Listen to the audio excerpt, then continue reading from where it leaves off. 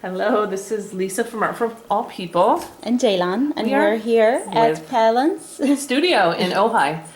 Thank you so much for welcoming us here. And if you want to tell us a little bit about you, just kind of like a foundation. Wow, that's challenging.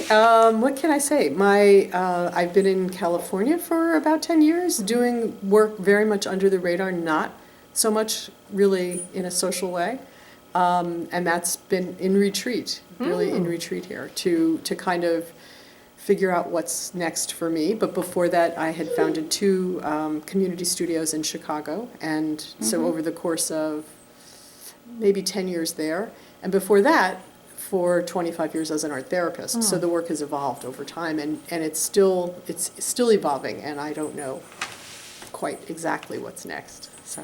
Well, before we started the camera, we were talking about collaboration. Let's hit on that because I think that's a really, really powerful subject. Like in collaboration, you expand your horizon and who you connect with. Let's jump on that. Yeah, right. And that certainly was my intention in starting the Open Studio project in Chicago in 1995, was to collaborate with others in creating a space where people could make art and sort of figure out why they're here. What is their means of, what are they called? To what are they to be in service? And I think that making art, and particularly making art in a spontaneous way and being held by writing, we developed a process by which people could figure that stuff out. Like, what am I called to? What am I here for? What are the either images or practices or areas of working that I'm meant to be here creatively to have an impact on? Can you break that process down? And then that's very interesting. And then also, how does that cross over to or bridge to collaboration? Okay, so yeah. So I will just start just in a very brief way to say I attempted to be an artist. I went to art school and was certainly called there, but being in that level of isolation that was required at that time, this is the 70s, the model is very heroic. You go into your studio, you drink a lot, you produce something amazing, people discover you, and blah, blah, blah. And that certainly did not work for me. I wanted to be in service, number one, and I also wanted to be in community and be collaborating. And so art therapy seemed like a possibility. There was community, there were other people, we were helping others, blah, blah, blah, again. And while that seemed kind of great at first, it turned out that there was a lot of problems with that as well. It wasn't really collaborative. It was still very hierarchical. You're the healer, the other person is, of course, the client or the patient, and they're damaged, and you're helping them, and kumbaya, aren't you a wonderful person? And so it didn't quite work for me. But during that time, Alex Gray was one of my classmates. So I got to see, it was a time when a lot of people were trying to figure this out. Like, what the heck is this art stuff for? And why are we doing it? And why are some of us called to do it in a way that feels, is it grandiose to think you're here to help the world? Or is that genuine? Or what is that all about? So, and then, art therapy, we're here to help people. But what does that mean? And can't people heal themselves, and what is this all about? So all of those things raise these really interesting questions. So after about 20 years as an art therapist, I found myself working my way through all the objections that I had to art therapy, which is that, this quote-unquote patient needs a quote-unquote therapist to quote-unquote heal themselves, and I decided that I didn't believe that was the case. So in the studio, we started. Really, it was a laboratory we kind of worked through all of the basic underlying premises of art therapy and rejected them one by one. Wow. And which was challenging because we were in that world. I was teaching in an art therapy program, practicing as an art therapist, so that was very challenging, very lonely, because not a lot of support, certainly. The field was trying to become something, and I was a bit of a gadfly, if you will. Yeah. What I feel truly kind of channeled was a process by which people could autonomously claim their creative process in the company of others and have support in doing that, but without someone serving in the role as a therapist. So the way that manifested is something that we called the open studio process. And I went through a long period where I tried to call it other things because, well, and we'll get into that, but then I am back to now calling it the open studio process. It's just simpler that way. Who was we? Was there more than? Yes, Okay. so that was back to collaboration. Okay. There were, I knew that I really could not do this alone, and the people who seemed the most interested in what my art therapy colleagues, my peers, were not interested. They were very much on the professional path and wanted that road and the title and the prestige and everything that comes with that. So it was among my students that I found some resonance that they weren't interested in those things. It didn't matter to them. And so, but they were really excited about, and they were committed as artists. Whereas many art therapists are kind of wounded artists. And so that's part of what makes it very workable to be in this, like, well, maybe I can't be an artist, but I can provide this to you, and that makes me connected in this way. Yeah. So, and I say that with compassion, Yes, of because course. I certainly was very wounded as an artist myself. So there were originally 3 other people and myself, all of whom had been students of mine at the School of the Art Institute in Chicago. And we each brought a piece, and we came together, and after talking and struggling for a number of years, we raised some money, we rented a space, we put this out there with the idea that, well, of course people are just going to show up and come, right? No. Well, I hope that's happening for you. It didn't happen for us. We started out by actually subletting a space from some young artists who really were excited about this, big fans of Joseph Beuys. But when we actually got in the space, they didn't really get it. They got it intellectually, but it was sort of like what they wanted to do was, okay, yeah, you're going to bring in all these people off the street and we'll do demonstrations for them because we're the artists, right? And we were like, no, actually, what we want to do is create a space where the artist and each person can show up. And they became paralyzed. They couldn't even work in this space. Like, here are all these people making art, and the artists were like, no, it's not like that. Wow. Like, you can't just make an image. Yeah, Like, you can't do that. interesting. Yeah. So the collaboration among myself and these other 3 women was very potent. We did create something called the Open Studio Project, which is still in existence. It's moved from Chicago to Evanston. And one of them, when I got to the point where I felt like it was not working for me, Dana Block, who was one of those folks, took it to Evanston and made it work there in a very interesting way. And I think that what our intention, we spent a long time figuring out what was our intention for founding this place, was to make art and be of service. So what happened clearly was, and this is something literally I figured out, like, I think 2 days ago, was that there was a real difference in what we each meant by that. So I realized my intention always was to be of service to the creative source, which has a really potent, alive reality for me. That's my reality. And I think for Dana, it was to be of service to the community. And so one of the things that broke down for us right away was that in Chicago, we really didn't have a community because none of us lived in Chicago. I lived in Oak Park, she lived in Evanston. Our other partners lived far away from the studio. So when we tried to get involved with the community where the studio was situated, none of us had The community. the community. We didn't live there. We didn't, none of it worked. So that was like an aha moment. So she took it to Evanston, which was the town she lived in, and she's done a brilliant job of being in service to that community. I went to Oak Park where I lived and set up Studio Pardes, which was the second iteration. Pardes is the Hebrew word for orchard and Kabbalistically means heaven, or, like the transcendent place. So because I was seeking more of the spiritual aspect of making art, which makes sense if you think about my wanting to be in service to the source. So I tried to do that in this second space and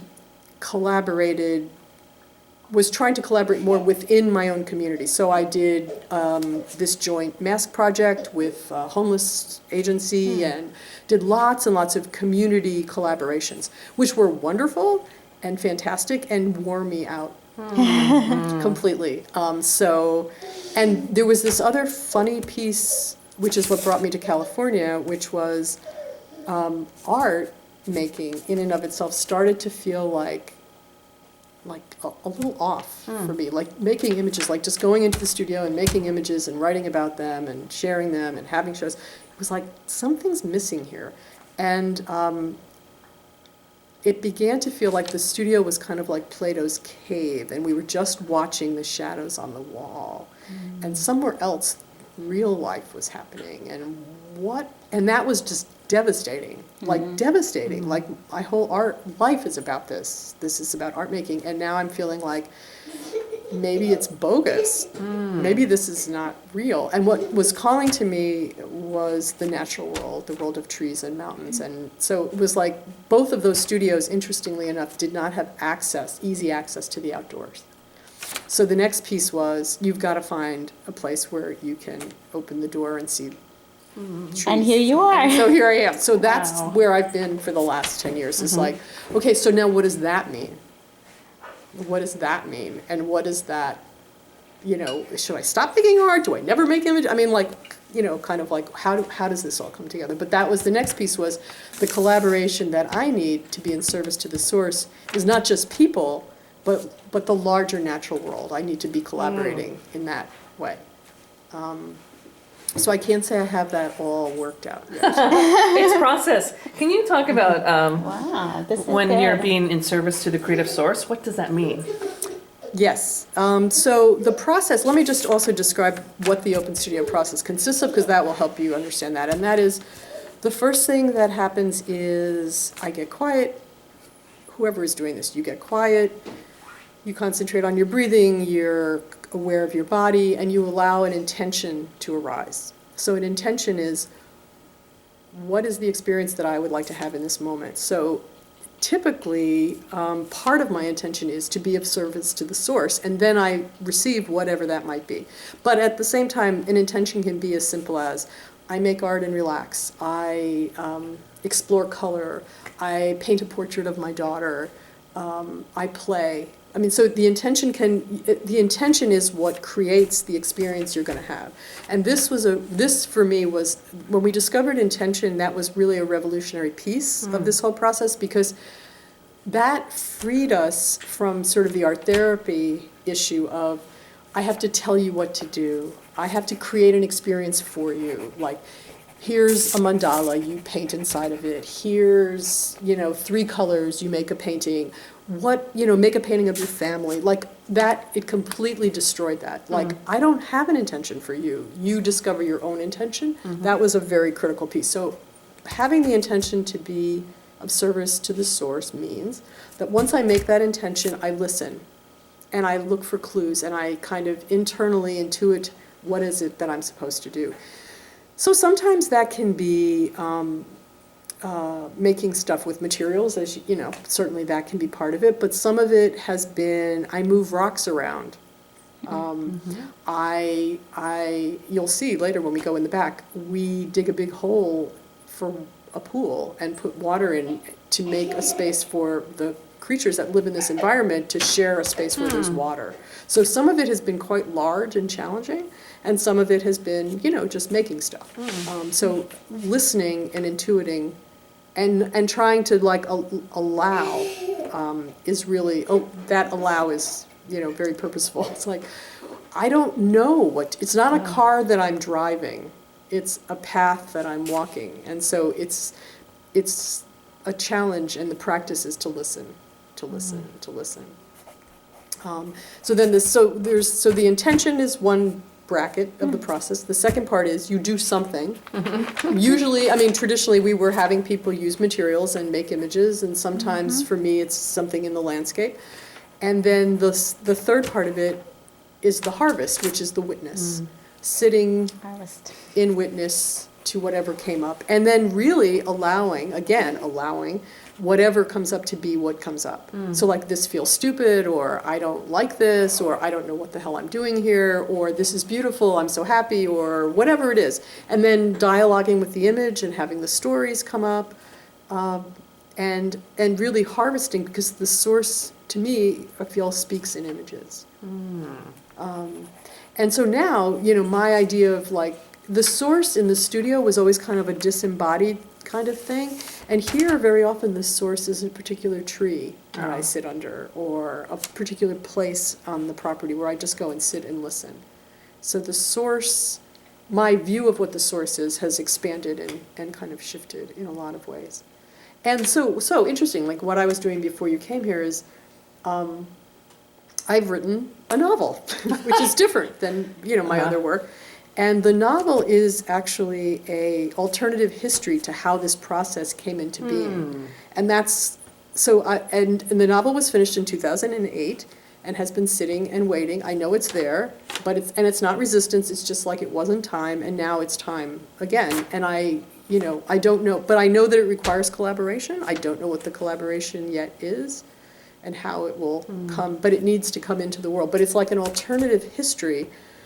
And what I'm learning through writing that is, like, that's kind of how we change the world. We actually change a lot of the world in retrospect. Like when we tell stories, like we believe certain stories about how things are, and then creatively we tell new stories, and that actually changes not just the present but the past. Yes. Because time is simultaneous. The time that's in front of us, the time that's behind us, and then we're in the center, creatively changing the stories. And that's ultimately the big picture of kind of what I think creative work of any kind is really all about. Nice. So, Wow, beautifully said. It's interesting. I was just thinking how timely that we are here for some reason. Today, that we are having this dialogue as we're thinking about the expansion of art for all people. And it feels like we're at a crossroad in some ways. And it feels like we're pregnant and like almost like giving another birth. So it's interesting because I and Lisa have been called to nature a lot. Yes. And like doing rituals and just listening. And I mean, that's the biggest healer, right? yeah, I think, and also it's like where the majority of the information is that we need, because we think of nature as this thing and we're this thing, and it's not. We are nature, nature is us, it's all, One. it's all one. So that's like, so just understanding that, and then like kind of getting the mind out of the way of experiencing that, and what does that mean exactly? So I mean, I think what you described about like this making the net of connection manifest feels really significant. Because I do think the collaborative piece also is critical right It's now. huge, yeah. Nobody can do anything alone. No. And we don't necessarily easily know who our collaborators are. And there's a lot of mis-collaborating going on. So, it's maybe you guys have some role to play in getting people correctly connected. Potentially, that would be nice. Yeah, that would be awesome. Rewiring. Just on the Right. rewiring, yeah. No, collaborations are so important, and I think it's as the paradigm shifting, it's a very feminine quality. Yes. And yes. I think Yes. traditionally collaboration is more hierarchical, like you said, but I think the new way Yes. is like the spiral, which Yes. is very feminine. So. Yes. And it's interesting because it's and especially being in LA where like, people putting people together is like the name of the game, right? That's Exactly. what everybody does. Absolutely. But so much of it is done in so bizarre ways, Yes. like ways that like I want nothing to do Yes. with. I know I need people to collaborate with, but not that. I don't want to be branded. No, that's not what it's about, No. exactly. Or, so there's like new ways to do this that have to be discovered. Yeah. So maybe that's one of the things you guys are doing. That'd be nice. Art for all people. When we say art for all, I mean, it is art for all, and that's been coming up a lot. And the ocean's very important, and the trees are very important. And it's just it is part of the creative process. And I had this revelation on, what day was that? It was about the external and internal. And it's like us humans are really internal creatures now. We live in our boxes, but artists live externally because they produce, right? But not really because we're internal, externally boxed, but that's why we need to go to Mother Nature. Right. Because she's the ultimate in external. And I, as a dog, know that I need to go to Mother Nature to heal. And that's our disconnect with humans, is we need to go to the big external, if that makes sense. Yeah, we do. And we need to go there for verification and like this kind of tweaking of what we're doing. It's kind of like, it's a co-creative process. Like nature is also in many ways fixed. Like a tree can't move. So, but there are things that, so like we become sort of the hands and, the hands and feet. We become able to make things happen, but we provide, what we as humans provide is the intention, and nature provides the form. And that's a piece that I learned from Michelle Small-Wright, who does the Paralandra work in Virginia. It's like, that's the correct role. And sometimes we mistake that. We think we're supposed to provide the form, but the form comes through us. It's not that we choose the form. We make the intention, and the intention must be very clear, and then we allow the form to manifest. And playing with this is really interesting. Really, really interesting. Because we are able to, when we're working that way, we're able to do things we otherwise. It's magical in a way. It's magical. Yeah, it is. It's magical. Very magical. And I mean that literally, not figuratively. No, I think I know what you mean. Yeah. No, it is. It's really, it's like, oh, and it's playful, and it's this way of, and that's what I think, so much of what's mirrored back to us, and I think of this, I read the LA Times every day. It's fascinating to me, but like, when I read about how projects take place and how they happen, it's like, wow, really? It's that much pain and suffering? Like, that doesn't feel right to me somehow. Like, we have these amazing capacities to do stuff. Yeah. But somehow we're still having to make it hard and heroic. It's like, that's a really worn out metaphor right now. It feels really tired, doesn't it? Yeah. Yeah. But exactly what I'm writing about is like, okay, so how do we transition to what's next? We don't have to make something happen next. We have to allow it. We have to help manifest it. And it's really different. It's really different. And it's going to happen anyway. I mean, it's not like it's going to happen. It's happening. Nature is so much bigger than we imagine. But we can either be part of that, which is awesome and wonderful and fantastic, or we can be totally freaked out by it. Those are pretty much the choices, right? Or be completely like in denial and just watching, TV or something. I mean, just trying to just not numb it out. Numb it out. Yeah. Wow. It's amazing. Wow. So this is where you're at right now. Yes. Any more teachings, or, I mean, this is the book obviously you're working on that you want to collaborate and make it into manifestation, but are you teaching currently? I am teaching. I'm traveling a lot to teach now. I'm not, I thought when I came here, and I kind of more or less, like the way the paints are set up and the brushes and the tables and the altar, I kind of recreated the open studio here. And it's kind of weird because I don't teach here, really. I mean, it's not like I have groups come in here, although I could. But I don't, and I have done it, but it hasn't felt like I've done it, and it's like, yes, you could do that, but that's not what you're being called to do. So just keep waiting and listening and waiting and listening. So I don't know. Wow. This amazing painting in back of you, I think we're going to go back in linear time.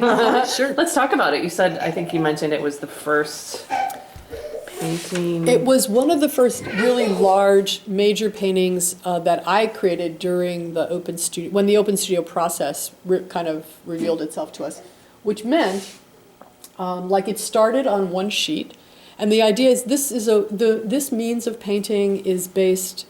The intention and witness part are parts that came to us, but this way of painting, like you just keep going and going and going on the same sheet, is really from Michelle Cusseau. And the painting experience, are you guys familiar with her work? Oh, you need to know her work. And she had a way of working with tempera paints, and you simply paint intuitively, you start an image, but you just keep working. I mean, so you can see the layers and layers and layers. And what we learned from this is that you really, really, really, if you're forced to stay on the same piece of paper, you really go into your process. Because, for example, like you don't know what to do next. So you start doing some tiny little embellishment over and over. And it does something really powerful. It really centers and grounds you, and it keeps you from screwing up. It just keeps you where you need to be. Like, okay, you just need to be here right now. So just keep making those dots, and it feels very pleasurable and very satisfying when it's the right thing to do. And so you don't like choose like, oh, I think that snake would look great with dots. You just, you started, it feels good. You follow your pleasure, you follow your energy. The difference is when you do that with intention, then information comes out, and witness begins to, in the witness, you begin to get what that information is. Now, Michelle does not do that. She basically says, put your paintings under the bed and never look at them again. Which to me was like, what? Yeah, yeah.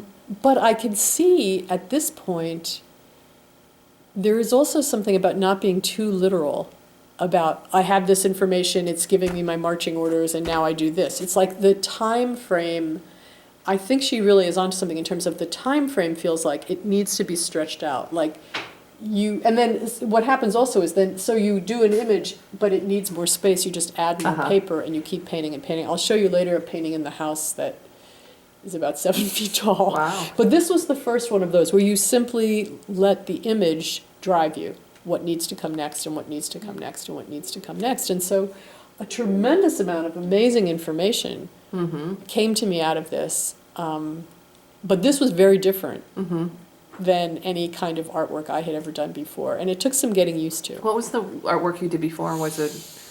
I had done ceramics, I had done pottery, I had done oil painting, portraits, like lots of stuff. I had done, and then of course, my initiation into art therapy, I had done a lot of unconscious work. I had done scribble drawings and following the image. So that part, the following the unconscious wasn't really different, but allowing it to become so dense and so intense in one image was new. Because in art therapy, the belief is the unconscious has to be tricked to yield you information. You have to get by the sensors and the ego and blah, blah, blah.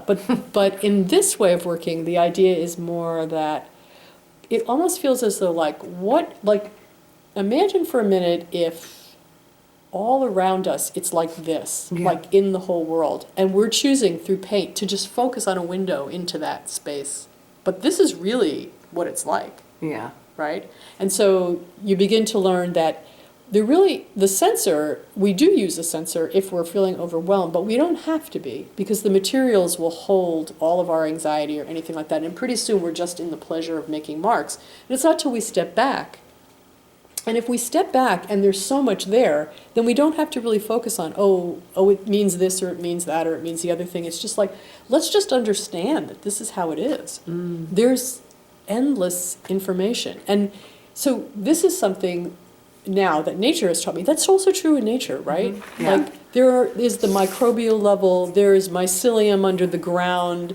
There is so much life on one tiny leaf that we are just blind to, we're oblivious to. But that's really what it's like. It's like there's this teeming life that is just massively all around us. And we don't have to become overwhelmed. We can just learn to kind of roll with that. And I think that in a way, the practice of doing this kind of artwork is part of what makes us fit for living in a really complex, multi-layered world. So that I feel like is one of the things. I don't know that there's anything that needs to be healed. I think there might be knots that need to be untied. We need to become spiritually fit to be in the world as it is and to kind of roll with it. But yeah, so this feels to me like one way of getting there. Like, oh, there's all these different kinds of things. Like, and at different times I identified more with different parts of this, and it's not, and I wrote about it, and I have volumes about it. And Volumes. I do. Well, I can imagine every day you see something new, or it gives you some more information. Right. Still, Yeah. to this day, Yeah. that happens. So yeah. So. Oh, and that's pieces upside down. How interesting. This must have fallen off and got put on upside down. And it doesn't matter. It doesn't matter. Wow. Yeah, that was actually should have been like this.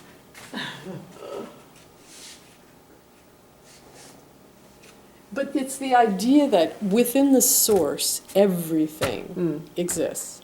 And through intention, we choose what we call forward. So we can choose war, we can choose peace, we can choose compassion, we can choose hate. It's the intention is where that's where free will comes in, that's where choice comes in. Everything is always there. Yeah. That can be a bit of a daunting notion Yeah. sometimes. It's empowering too. Yes, ultimately I think it's very empowering. Yeah. Yeah. Wow, Pat. We're speechless. With your discoveries.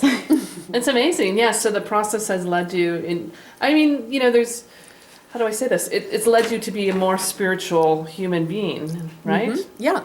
Which is amazing. And is that what you'd like to teach the world? Is that your... Well, kind of. It's sort Yeah. of, so here's the thing. So, you know, you do something like this, Yeah.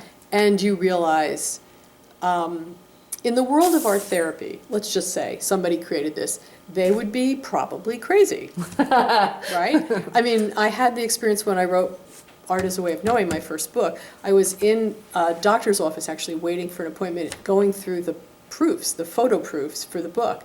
And this woman looked over and she said, "Oh, I can see that person's really disturbed." And I was like, you know, just, but it was like, you know, so one of the tremendous gifts of this work is I know without a doubt that this is inside you and inside you and inside everyone who's walking around. Now that gives me both tremendous confidence and tremendous compassion.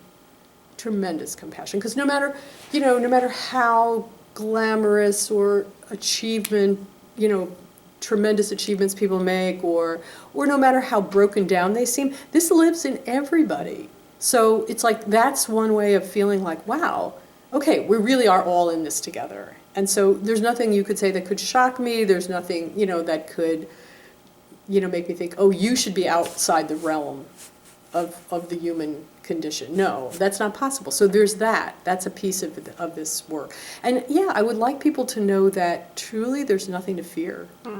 That's kind of it. There's nothing to fear, and there's everything to celebrate, and there's everything to enjoy. And we really, like, all of our prisons are of our own making.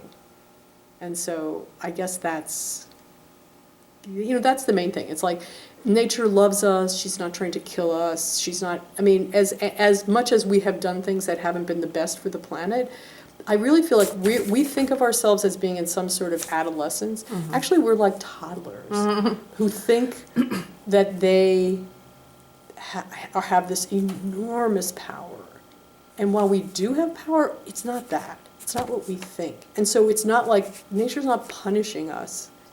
It's something else is going on that is much more primally connected. It's like, you can't be angry at your foot, right? You trip, you're not angry at your foot. Right. Although, you know, so it's like that. It's more like that. Like, we're all part of the same thing. And when we get that, in those tiny moments when we get that, we can just feel so much love, and that's what shifts everything. You know, that's what shifts.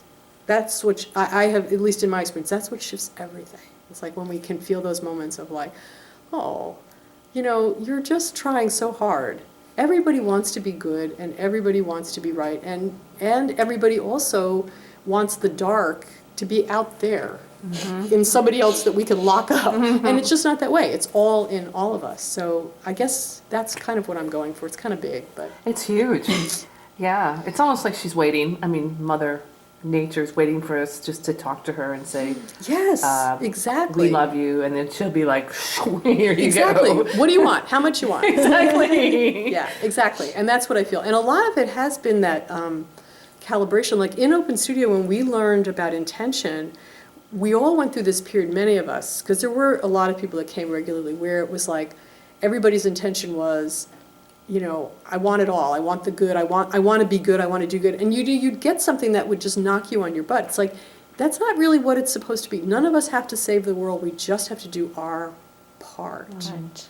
And so if we just kind of ask for our path, and we ask for our path in joy and celebration, we ask to be given the fortitude to be, you know, dignified in our suffering, which we will certainly have, then it's all good.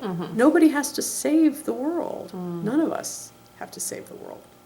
But it feels that way. Yeah. So, I don't know. I feel like it can just be more enchanted and playful and fun. And that is what, you know, I understand the trap of that, which is it's dire. We have to be serious. We can't fuck around here. And that's where we all get sort of like, I think, start to vibrate at a crazy level. But then we lose track of it, right? So like for Exactly. 6 months after any major tragedy, we're like, okay, Yeah. this time we really mean it. You know, we're never going to do that again. Yeah. And then we do it again. So- Yeah, it's amazing.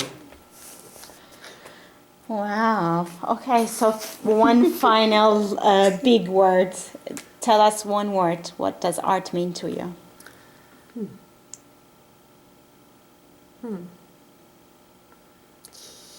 One word.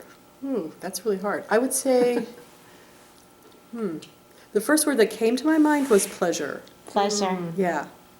That I really feel what art is for us to do a kind, we're being called and for us to respond. That really what life is about is an energy exchange, a kind of call and response. So nature is calling us, Yep. and if we make art, it's a way of saying, I hear you. Oh, I hear you, okay? I hear you. And tell me what? Tell me what's next. So that, I would say. But Yeah. that has to come in pleasure. And even when we're doing hard, difficult images, there is Yeah. the pleasure of the materials. Yeah. And that's the magic of art. You know, that there's this pleasure that you get. And that you can forget how serious it might be. Because there's this pleasure that comes. And that's what we need. We desperately need that. we do. So, you know, we believe art is for all people and all. Yes. How do you, like, in your experience over the years, how do you, because basically you are saying art is for all people, right? Yes, ma'am. And but how do you, you know, sometimes that's challenging for some people to accept that Yes. in themselves. And Yes. how do you overcome that, or how have That's you come? not my problem. Okay. Honestly, I really don't think that's my problem. Like what happens, so in my experience, like that, and I say that because that's an art therapy thing. It's like, Yeah. come on, you can do it, you know, just Yeah. try. It's like, no, no. So what for me is important, and one of our sort of tenets at Open Studio was, it has to be voluntary. People cannot be compelled to make art. It's not correct. It's just not correct. It would be like saying food is really good, and now we're going to force feed you. You'll thank us later. It's like, no. So when people come into the studio, they make their own intention. Some people's intention might be that they just watch for a while. But what we say to them is follow your pleasure and follow your impulse. So, and impulses is a place where I think we've really missed the boat. We don't understand impulses because we think impulses are dangerous. And impulses are actually not. They can cause havoc, but they're not in and of themselves dangerous. If we really listen to our impulse will be towards unfolding and towards pleasure. But we don't understand that all the time. So we get to feel like, you know, that's why children can't be allowed to make pictures of guns, say, because their impulses have to be controlled. That they might go from a picture to picking up a gun and shooting someone. Not so much. If you really allow your impulses and know them, they'll take you in a perfectly fine direction. So I don't want to overcome. I want to just witness people as they are and allow them the freedom and the dignity to choose what they want to do. And maybe somebody, you know, like would come into the studio and they would just walk around and walk around and walk around and watch other people and you know, eventually they would say like, and then we would say also like copy something. Like if you see something you like, copy it. Appropriate that image. That is your right. Images belong to all of us. There is no such thing as originality. So if somebody, you know, the bigger problem I found was, and this is the people that come to me, was that they couldn't even know, and this is mostly women, what their intention is. They don't even know what they want. It's Yeah. like and I would say, okay, so here you address your intention as going out to the source who has everything and can give you anything. What do you want? And they'd be like, what? Like, that can't be true. That's impossible. I mean, this woman who became my sort of right-hand person at Studio Pardes went through a phase where that was her place of being stuck, and you know, what Source gave me to give her was just make an intention to know what your intention is. There you go. So there's always a way, and it's always a playful way. There's a lot of coyote in this kind of work, because it's not about having an idea of what the outcome should be. Right.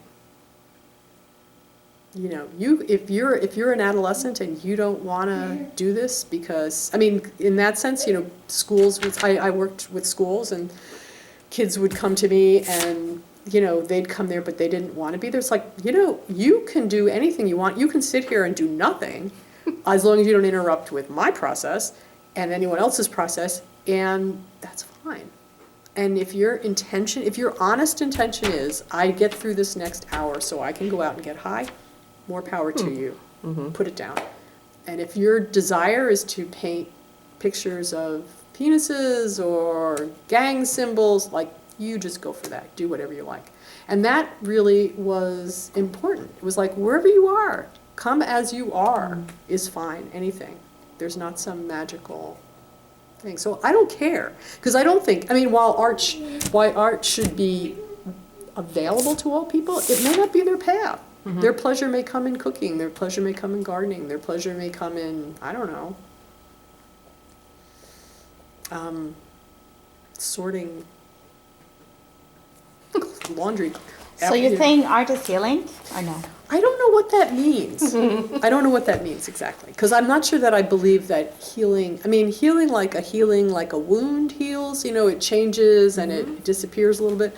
I think if we put ourselves into a situation where we are able to access our own creativity, if there's something that needs healing, yes. But that's not I don't feel like that's my focus exactly, because I feel like whatever we focus on intently tends to expand. So I guess I would be more likely to say, is art pleasurable? Like, can you find some little island of pleasure and then start living there and then expand out from there? And then the healing will take care of itself. Like, we don't have to focus so much on that. And I learned this the hard way in nature, because what I learned is, okay, so why is pleasure important? It's important because when we're in a state of pleasure, our bodies relax, our systems relax, our immune system can relax. Everything goes into this relaxed state. And the same is true of, like, if we get physically injured. And this was something I learned in nature. I am gardening and I am leaning over a rose bush, but instead I lean into the point of a huge century plant. Ooh. Which is like somebody stabbing you in the head with a gigantic needle, and blood is running down my face and it's painful as all hell. And I thought, oh, I'm supposed to relax. I'm supposed to, like, have this experience in some way. And so I just went inside and kind of looked in the mirror. My husband was saying, we should go to the hospital. It's like, no, I think I just want to look in the mirror. I want to see what this looks like. And it was like this learning about even those, like, anything we can kind of relax into in our whole physical, mental, emotional being, then the source can work through us. It's when we tighten up and we restrict, we stop the flow of energy. The energy never stops, but we stop it coming into us. When I was teaching in Israel last year, the year before, I said this to this group of people, and this woman asked me to repeat that. Like, the reason for pleasure is that we have to be receptive, we have to allow the energy to flow through us. And then she said, I so hope that you're right. Because, you know, everyone there is living in like this, you know, like, I have to protect myself. So, but it was just like, actually, there's no protection. And it's when we're in that state of pleasure that we're open, that things flow through us, that we roll, you know, kind of with it. And we don't break. And then the healing that happens is just, it's like magical. It happens instantly. Yeah. Amazing. Well, this is some wisdom, absolutely. It No, it is. is. It's really, I think you're right. It was needed. We were here for a purpose. Yeah. But I'm also amazed. Remember, I just wrote for the 2014, it's all about play, pray, practice, and pleasure. So, yeah. Yeah, and then like, we listen and we hear, like, when we hear something that makes us go like, oh, as opposed to like, oh yeah, oh right, let me write that down. I've got to look that up. I need to order another book off Amazon. It's like that. We got to let that stuff go, and that's really hard for me because I love to think and I love ideas, but it's kind of trying to just only listen to the stuff that makes me go, oh, Wow. Yeah. because I do think that's what we need. I think you're right. There was that thing, I think it was on NPR about energy, like they assigned to scan the body when they're in fear. And so fear is like, ooh, it's a small ball of energy right here. But when you're in love, it's a full body experience. Exactly. So, Exactly. yeah. Exactly. It's Exactly. pretty amazing. And there's an electrical energetic reality that we are mostly blind to all the time. And that's in nature and that's in us. It's in everything. So I feel like that's the place that we want to start tuning into. So it's not so much about what we do or what we don't do or what we read or what we don't read. It's more like, oh, how does that feel? What's the sensation? And how can I allow that? Because if I allow it, it begins immediately to change. But if I am holding it like this, it can't. And it's so, healing is just letting that unfolding happen. And so what are the conditions required for that? You know. Laughing. Laughing is really good. Pleasure is really good. Yeah, so. That's amazing, yeah. And it's also, I think, like you said, I think being open to it, and I think humans as a species carry a lot of shame just because it's a history. Sure. So a lot of us aren't even like feeling like we can receive pleasure. So it's just giving permission, and I think that's what you're saying, Yes. is you have permission to do this. Yes, to be absolutely. This way. And not only permission, but then our whole way that the studio experience is set up is, so I explain this to you, it takes 5 minutes, and then we all do it. We all do it. I do it. I'm not walking around wondering if you're okay. I'm like writing my intention, letting it go, having my own experience of pleasure. And the more people in the room that are doing that, the more that tide carries folks for whom it might be a little bit more challenging. And that to me is what we have to offer as practitioners. We Yes. have to offer our energy flowing. And then somebody else comes into that flow and they're like, oh, yeah, I can do this. And then they just do it. It's not a matter of instruction. It's not a matter of intervention or any of these things that we are trained to do that make us feel, as you, that's what we think will undo our shame, right? There's a role for me to do good. But the fact is, if that's my role, then I always have to find some poor broken down person, because without that other person being broken, I have no role. So if we're all just in it together, then, like, because some days I'll be in a flow and that'll be fabulous, and some days I'll come in and I am like a mess, and it's somebody else that shows up that's in the flow, and that, so you know what I'm saying? It's just all, it's just a matter of allowing all of that to keep moving all the time and not getting stuck in, oh, I have to be the one who's always like impossible. Doesn't happen. So That's great. Beautiful. Thank you. no, thank you. I mean, it's like that's the one thing about being in retreat is, you know, it's like I don't get to talk about it very much, but I think that's. Do you true. want to do a That's little, true. we could do a little walk and see your garden. Do you want Sure. to? Yeah. Just a brief walk. Yeah. Yeah, because I think it'll be interesting to see what I was directed to do in the landscape. You want to come with us, Tantan?